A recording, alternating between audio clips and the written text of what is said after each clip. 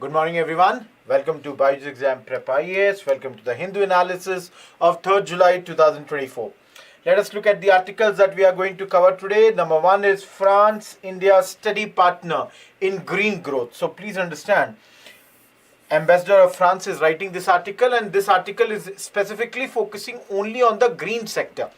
And this is a very lengthy article. Even if you remember 10% of the points that I would mention, you can have one paragraph on any question that is on India, France.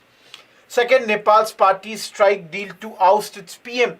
So again, political instability there. And I remember this same topic I had done on 5th March. Then also there were some changes when it comes to Nepal politics. Third, Jaishankar to represent India in place of Modi at SEO Summit in Kazakhstan, something that we had already discussed earlier.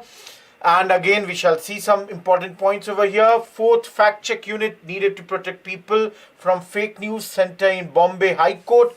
It is an ongoing news item which we are discussing, and we'll continue discussing this for a few days. Fifth, great expectations, liberalism in dark times. I'm not going to cover the whole article, but some important points of this I'll take for you. Apart from this, two vaccines that brought us to the brink of eradicating polio, something very, very interesting, and some very important points for prelims over here. Second is from economy, we are getting some mixed signals with regards to industrial output. We shall see what exactly are those.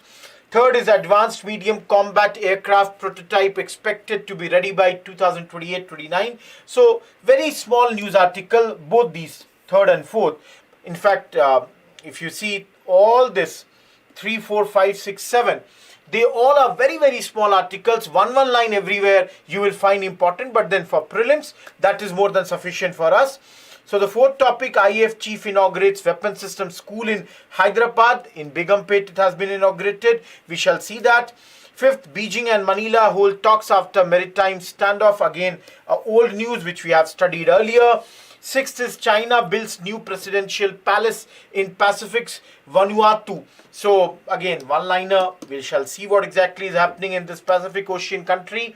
And the last one is Arunachal Pradesh records new species of horned frog. So, UPSC is enamored, very much interested in, these new discoveries. So, of course, we shall see this also. Let us start with France and India. Now, you can see here, article written by Thierry Mantou, Ambassador of France to India. And again, I'm saying this is a very, very lengthy article, but then it covers only one aspect of India-France relation, in the realm of environment. Of course, some investments you will see, like, wherever, for example, the construction of metro trains in Nagpur. So invariably that would reduce the carbon house or the greenhouse gases emission. So that's something which comes under this green growth. So if you see here, last meeting that happened between our side and France was on July 14, 2023 in Paris.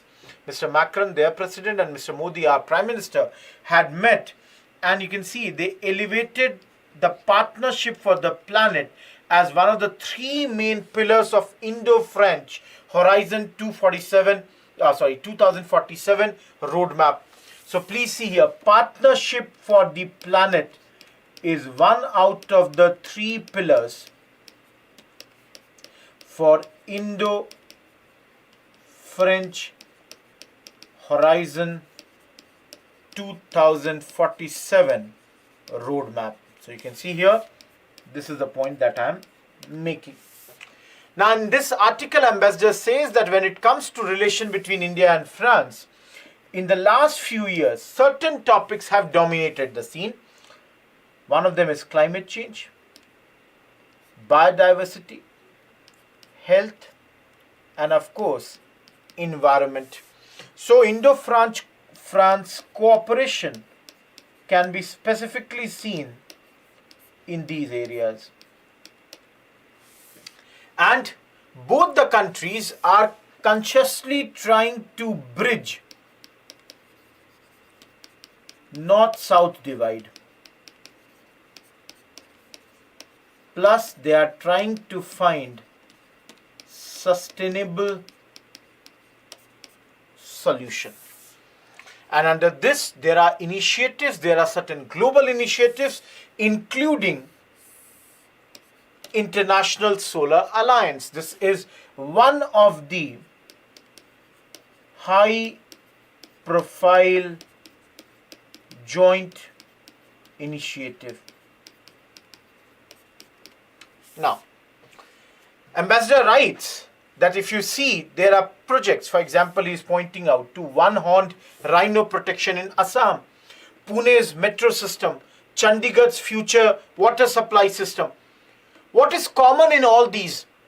He says that for all of them, it is French Development Agency, please see the short form, AFD, which is a partner in all these programs.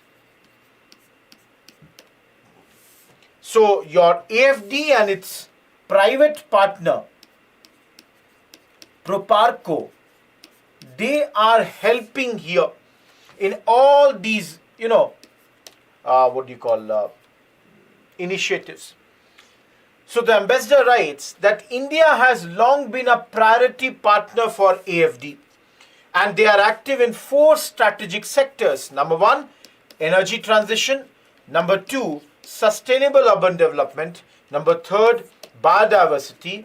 Number 4, conservation and resilience of territories and reduction of inequalities. So these are the areas in which they are partnering. And in the last few years, since 2008, they have given some 4 billion euro for almost 100 projects in India. And then they point out, the ambassador is pointing out, alone in 2023, AFD has approved 4 projects which are worth 400 million euro, and they all are related to climate change projects. Now, it's mentioned somewhere, just give me a second. I'll take this, see here. No need to remember all, any 1 or 2 can be okay. Out of these 4 projects, first is 2 credit lines to Indian public banks. Second is policy loan for Himachal Pradesh to boost its disaster risk management capacities. Third is national program for increased resilience in urban water management. And the fourth is sanitation in 20 cities to be selected through a challenge. Beyond this, the ambassador writes, further 4 environment protection projects were signed in 23. Their implementation started. Which are these projects? One is a project with Rajasthan for increasing forest cover, creating better conditions for wildlife to live and reproduce while sustaining their livelihoods of local communities. Second project is aiming at improving sanitation in the small towns of Himachal Pradesh.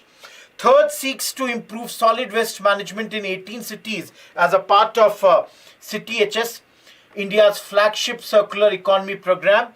Lastly, a green credit line with the State Bank of India to disburse electric houses and energy efficient housing. Apart from that, he writes 2 projects which were chalked out a few years ago were commissioned in 23, the Nagpur and Pune metro rails. So if you look here, everyone, this paragraph is all about, till here, is all about different projects in which France is a partner with India, and where they are, AFD and all, they are investing money. So I want you to remember at least 2 points of this. For me, the easiest, if you ask me, is metro rails of Pune and Nagpur.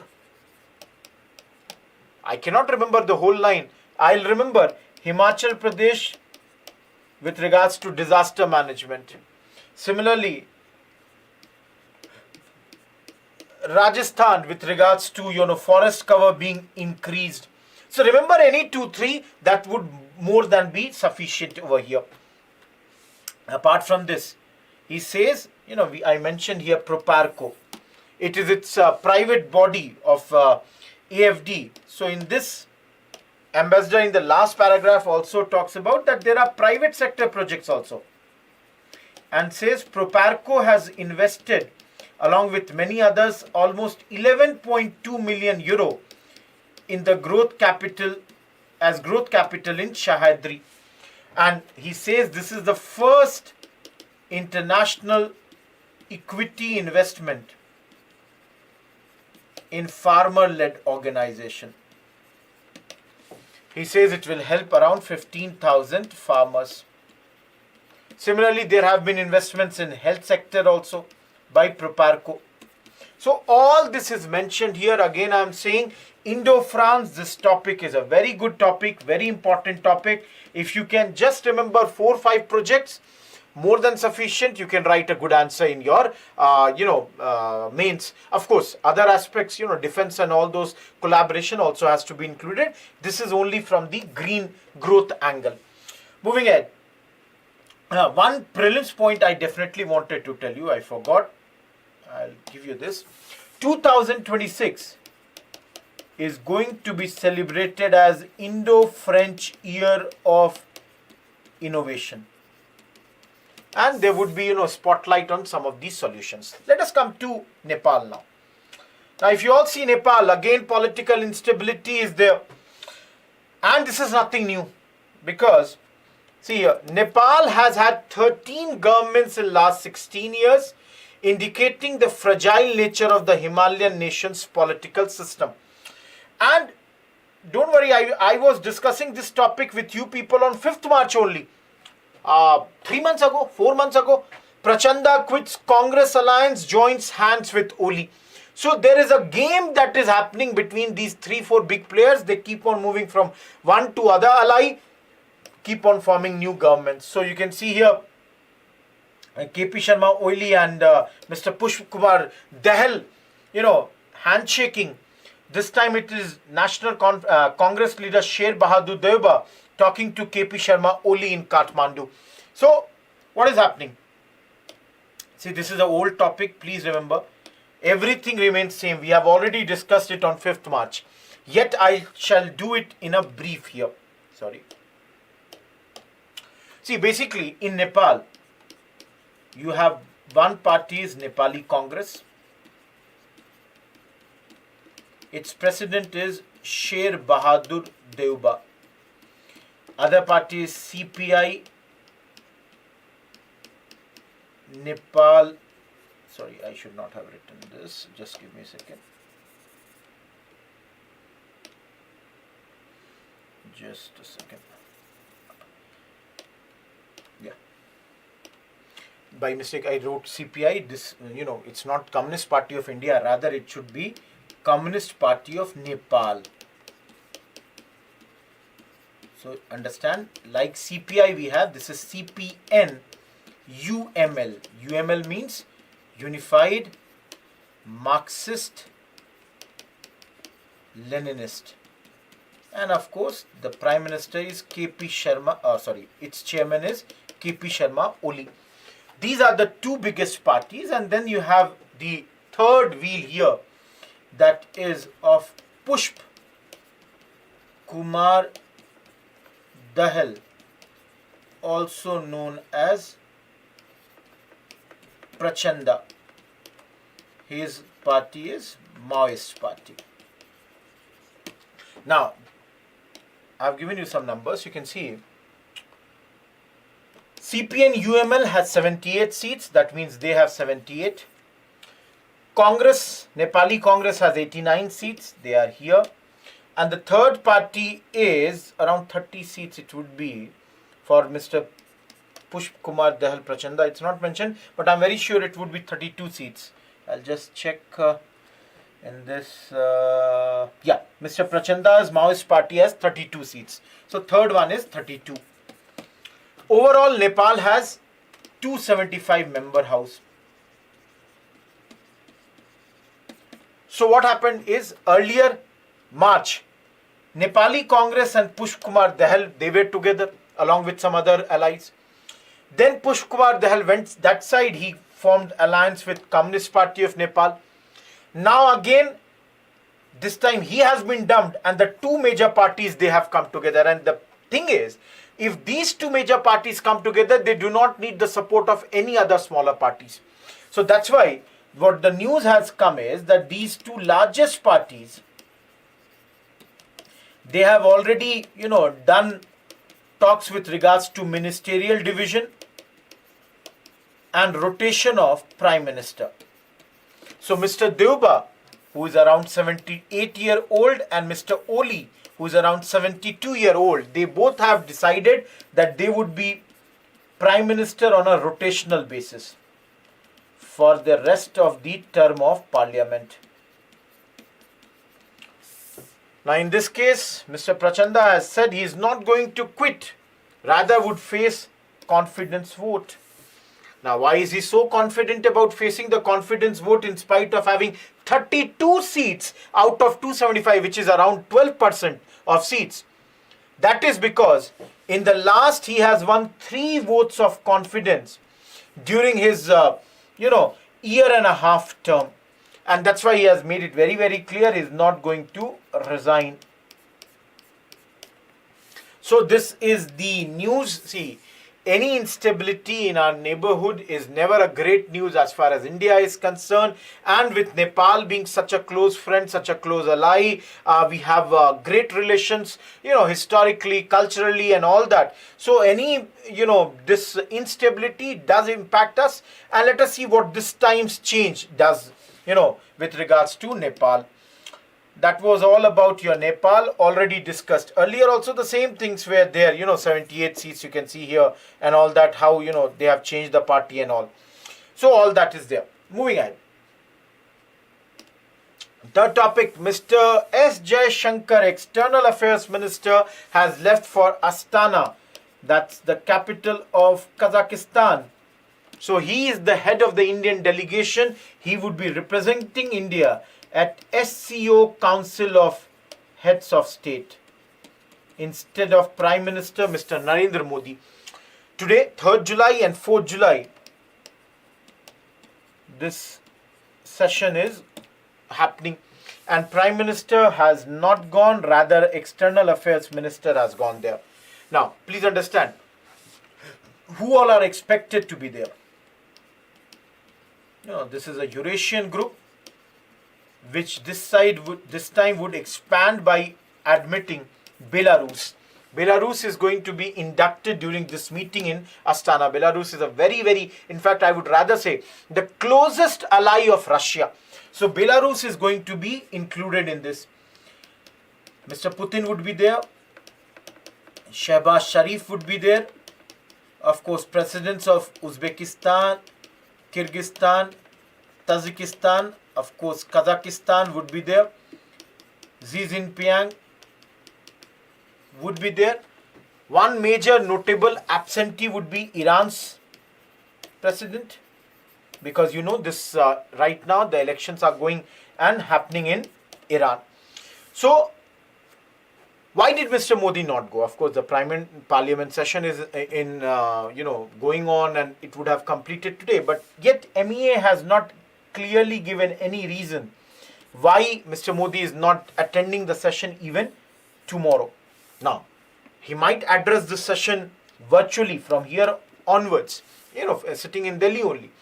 And one of the reasons that commentators are saying why Mr. Modi would not have preferred to go to Kazakhstan is because he does not want that awkward meetings with Xi Jinping, or for that matter Mr. Shehbaz Sharif. He does not want to, meet this man and this man.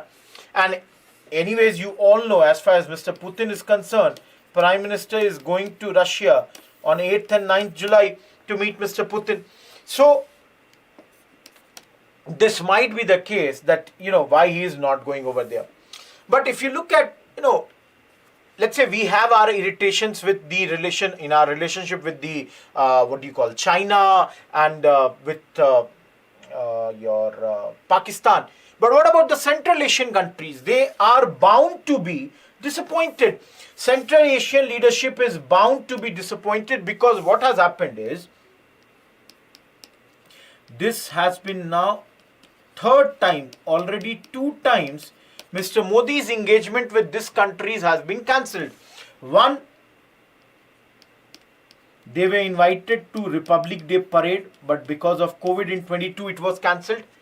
And then India had turned down SEO Summit, or not turned down, turned the SEO Summit into a virtual summit last year, July 2023. So this is 2 times already Mr. Modi's engagement with Central Asian leadership has been, cancelled or has not happened in the manner in which it should have happened, face to face. So definitely they would be a bit disappointed. On top of that, our next engagement of SEO, the heads of government meet is to be held in Pakistan this year. Second half. Already we are in second half now, July 3rd it is. So later this year in Pakistan that would be. And the next SEO summit is going to be hosted by China in 2025. So it is to be seen how much would be India interested in these meetings. Now, just to give you for prelims the idea, who all are the members of this SEO? Started in 2001, comprises China, Russia, India, Pak, Kazakhstan, Kyrgyzstan, Tajikistan and Uzbekistan. Apart from this, Iran became a member in 2023. Belarus is going to become a member very, very soon. So who all are new additions? Remember, and in the Central Asia, one country which is absent here, please notice it, Turkmenistan is not a member of SEO. So always keep in mind, Kazakhstan is there, Kyrgyzstan is there, Tajikistan is there, Uzbekistan is there. Turkmenistan is not a member of SEO. So that is something that you have to remember. Now, this is all what you should be knowing. Let us see what exactly this SEO summit may be talking about. See, regular talks about economy, terrorism and all that would of course take place. From our side, India, we would always say that Chabahar port, its potential should be maximized. Of course, Iran also would be interested in that. International North-South Transport Corridor.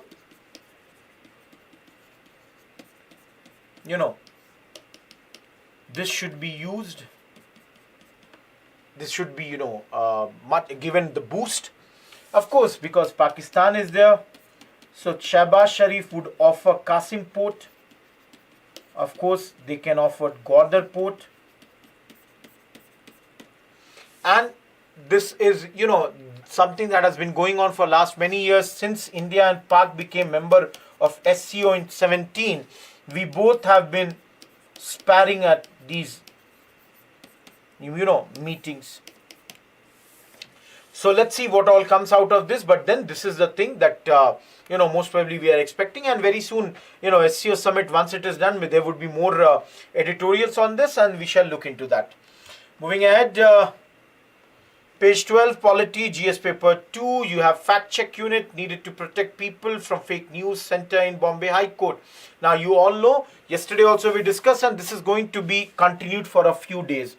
Remember, yesterday only I said the matter is being heard by tie-breaker judge, Mr. A.S. Chandrukar. Where is the matter being heard? We said Bombay High Court. Remember, this is a case in which union government versus, satirist Mr. Kunal Kamra and others. Now, what is this case all about? This case is about the satirist and others have challenged. They are challenging Rule 3(1)(b)(5) of the IT, that is directly you can remember IT rules 2021. See, under this, the rule, it empowers the government to establish a fact check unit, FCU, to identify fake, false and misleading information and misleading information about its business on social media. Mr. Tushar Mehta, who was appearing for the central government, he said that it will prevent people from false information. And while, discussing all this, he said that many state governments have FCU. There are examples like Kerala, you have Uttarakhand. In fact, even private firms have FCU, including news organizations who partner with intermediaries to flag false information. So his point is, if the central government does not fact check, it will be, dereliction of on their part with regards to their duty. So here Mr. Mehta had also quoted that right to know and right to not be misled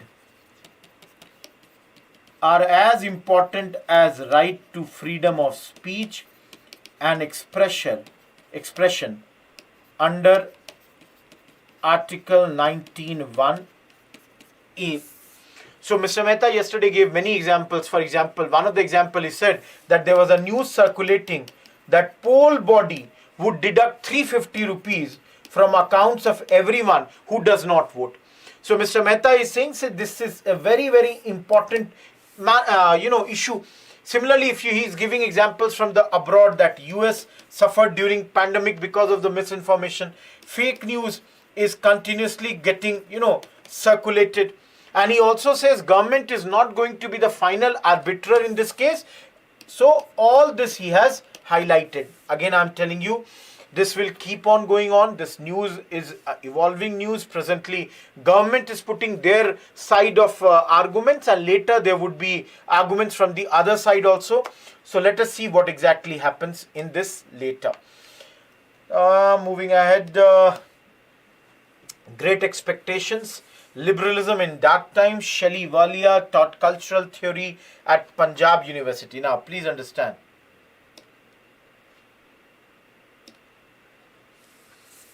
See, in this, basically, the author is not entirely happy with the growth of right wing, whether it is in India or whether it is abroad. Again, I'm saying this is the view of the author.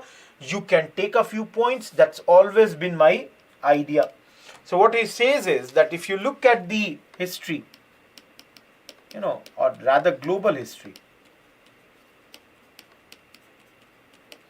he says that democracy and the very idea of liberalism, they keep on facing threat. And in this, whenever liberalism is battered, a political order which keeps power in check and safeguards our fundamental rights is not something new. So battering is not something totally new. As I said, he says, the growth of right-wing nationalism, the global problem of refugees and migrants. Please see, this line has been repeated twice. Leave this line. He says, this throws light on the fissure that is appearing in society as well as ideology. So he is pointing out that if you see Europe, the elections were happening for European Union and how right-wingers have been winning.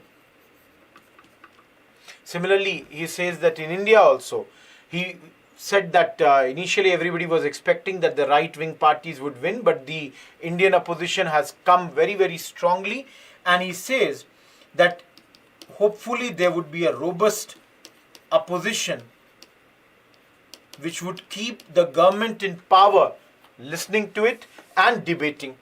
Now again, I'm saying this, this whole thing is his viewpoint.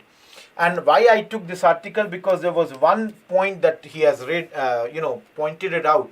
As the philosopher Baruch Spinoza wrote in Tractatus Theologico-Politicus, the maturest of his writings on liberal and democratic hopes, the natural order allows you to consult only your own advantage and determine who is good or bad according to your own fancy. Natural order, On the other hand, in a civil setup, each one holds himself responsible to the state and is therefore held guilty of acts that spread hatred, anger, treachery, or in general, anything that appetite suggests.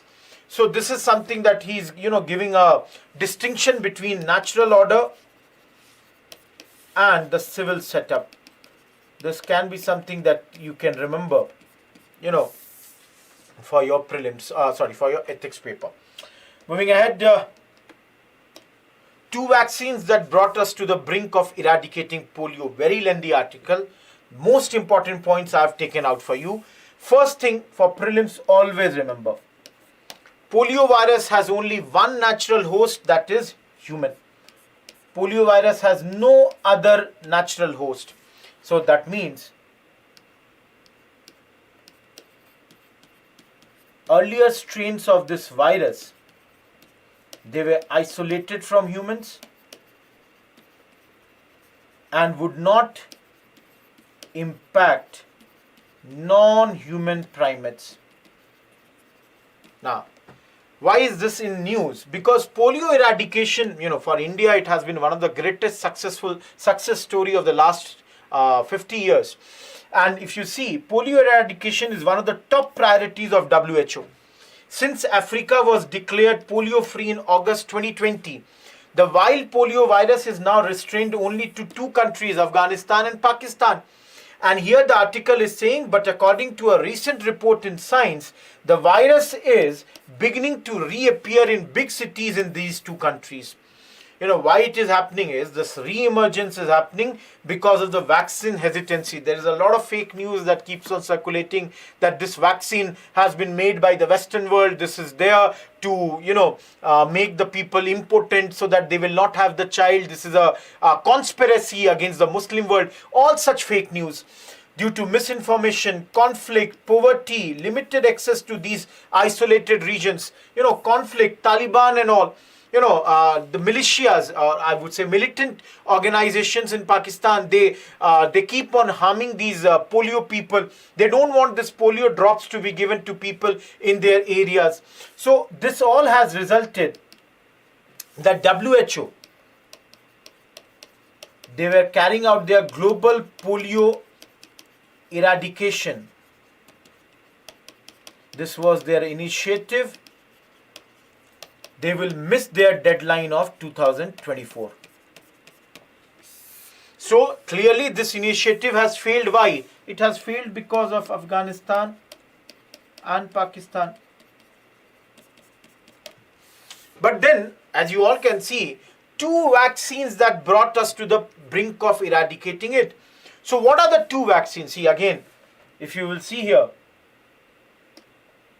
from here onwards, in this article, they have written about how this vaccine was developed. 3 paragraphs or 3 columns, as you can see.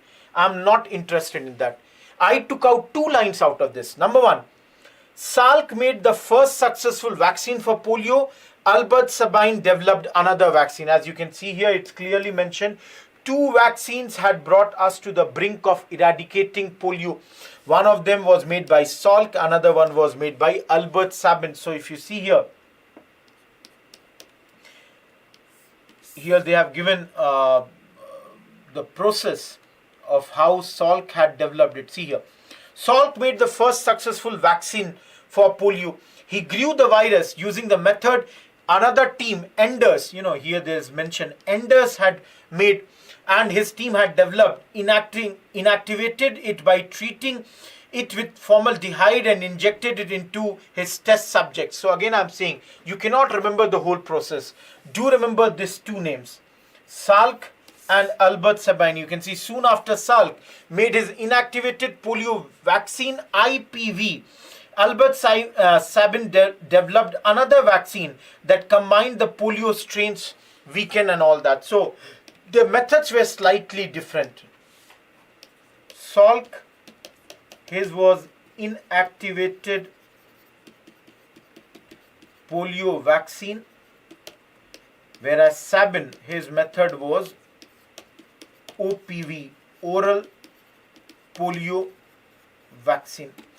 Now this oral polio vaccine, as you can understand, directly went into stomach, and it would induce a very, very powerful protective immune response. And overall, this OPV had many advantages over this IPV. So OPV. Now, problem of this was that occasionally the weakened virus in this would revert and cause polio. In IPV, there was no chance, almost zero chance of getting, polio caused. That's why, please understand, certain countries like your Norway, Sweden, Finland, Iceland, they have relied on IPV, whereas most of the countries, they have used a combination of both. Most of the countries, they prefer this OPV because it is very easy to administer, and once this has gone down, once the cases have almost gone to zero, for example India, they might go for IPV. So this way, this OPV and IPV is operating in the world at this point of time. Moving ahead, mixed signals. 8 core infrastructure sectors show broad industrial activity slowed. Now, first of all, please understand, as it clearly says, core sector has 8 core infrastructure sectors. Which are these? Coal, crude oil, natural gas, this has been asked in prelims many a times, refinery product, fertilizer, steel, cement, electricity. I think it's 8. 1, 2, 3, 4, 5, 6, 7, 8, 3, 5. Yeah, 8. Yeah. Now, as you all know, recently the output data of this 8th sector was released by Ministry of Commerce and Industry. And this, the numbers of this is very, very crucial for the overall health of the Indian economy. Now, for May, the data for this 8 sectors, they show that there was a slowdown when it comes to industrial activity. Now, one of the reasons why in May there was a slowdown, you all know, because of the tremendous heat wave, which made the offices, homes, everybody relying on more and more electricity. So in this, only 2 sectors, you don't have to remember, but then just for your information, only 2 sectors, coal and where is this electricity generation, these 2 showed growth, almost double-digit growth was shown by them.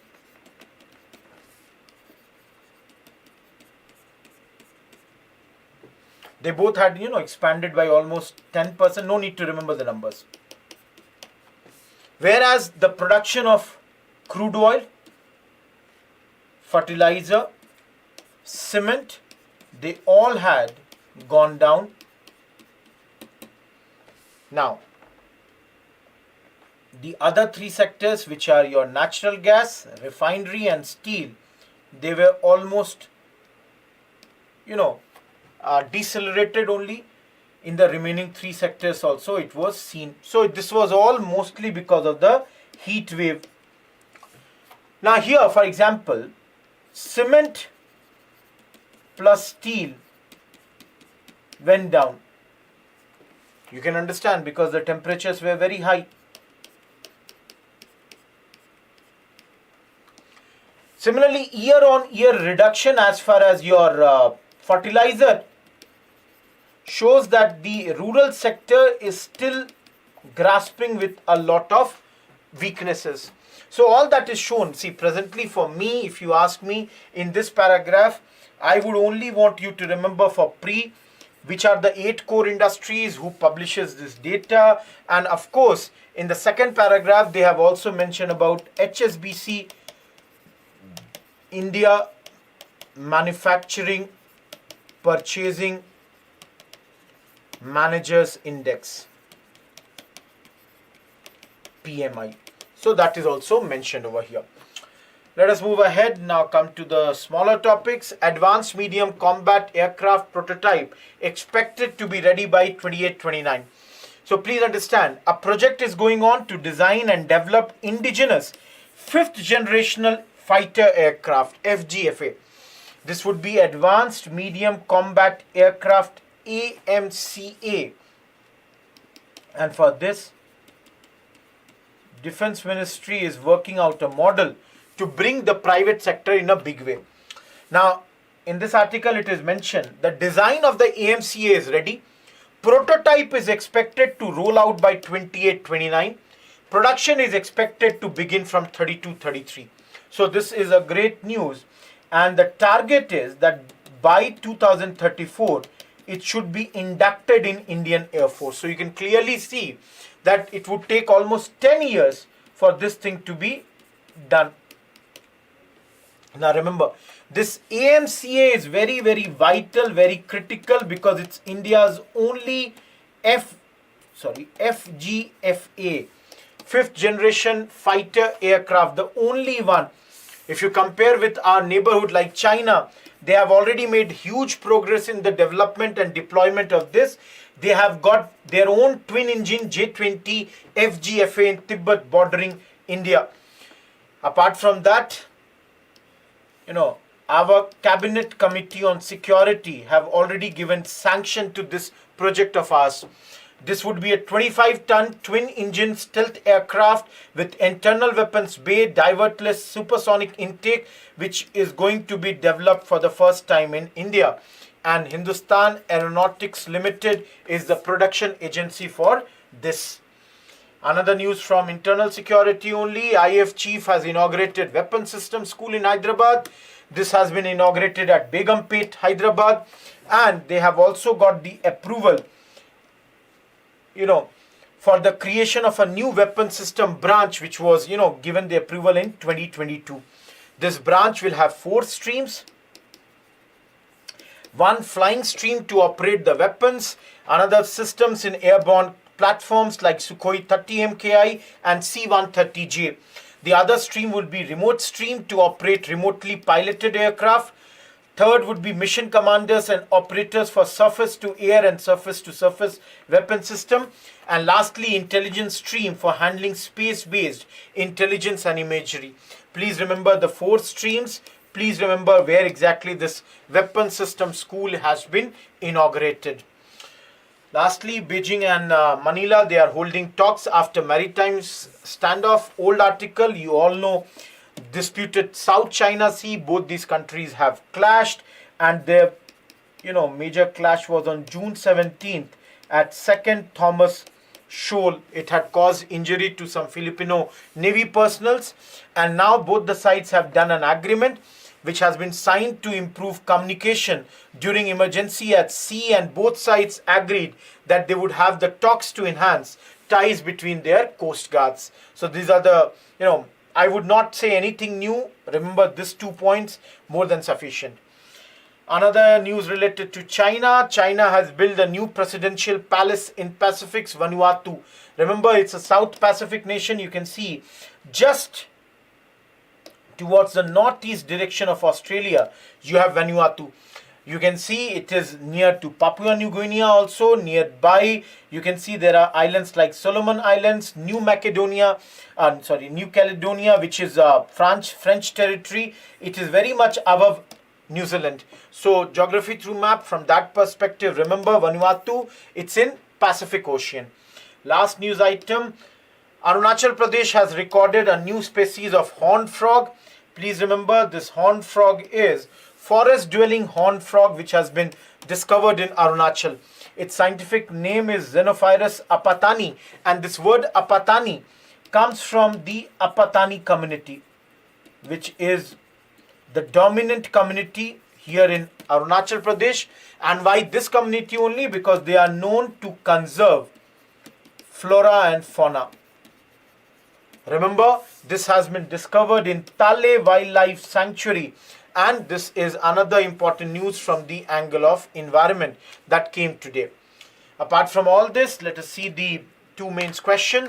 The first one, discuss the key areas of cooperation between India and France, how India-France strategic partnership evolved over the time. 150 words, 10 marker. India can certainly play a key role in bridging gaps within the SEO through its elements of punch-shield and non-alignment. Point out the role of India in mitigating the problems. 250 words, 15 marker. These are the 2 mains questions that you can attempt.